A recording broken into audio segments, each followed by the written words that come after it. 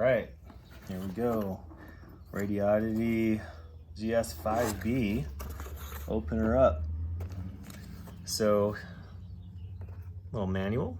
I think we've got several different languages here, but yeah, I'll have to check that out later. I already downloaded the digital copy and been looking at that.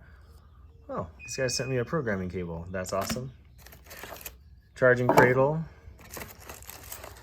It's like a transforming power plug, which is pretty basic.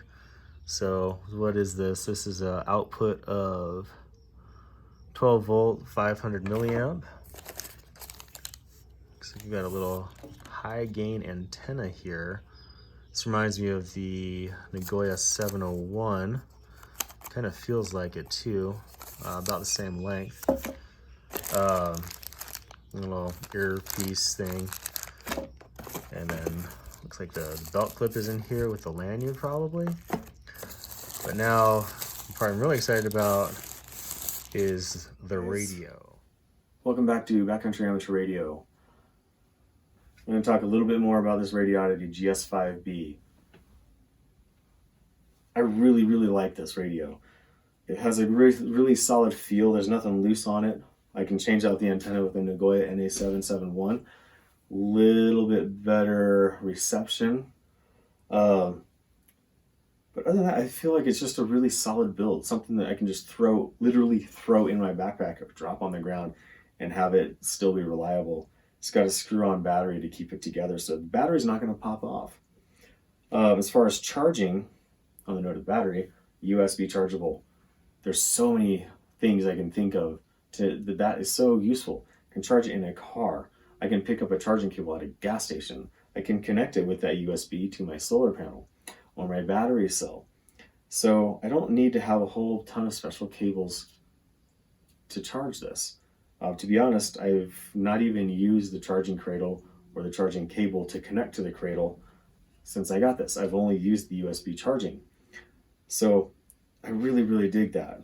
If you're doing long trails, you know, if you're doing like a section hike or the Pacific Crest Trail or something, having a radio like this that you can charge on the go, it makes a whole ton of sense. I mean, personally, I can't imagine doing a trail like that and not taking a radio with, because it allows you to kind of stay in touch.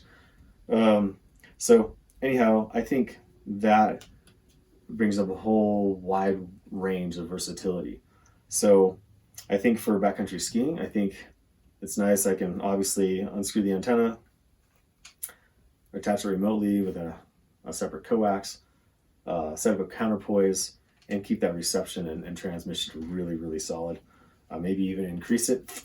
So, and also be able to, in winter, you know, if you're backcountry skiing, it's cold, keeping this in the pack is going to be essential to keeping it warm without keeping it on you. One of the reasons you don't want to keep the radio on you is it's probably going to interfere with your avalanche beacon, which is above and beyond the most important piece of equipment that you're carrying.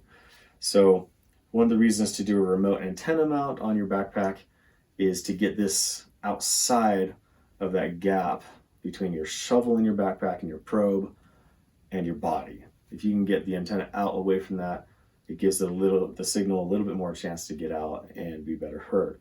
So that's something I think is overlooked a lot in backcountry radio communication. It just is something that I still have yet to figure out how to address in the skiing community.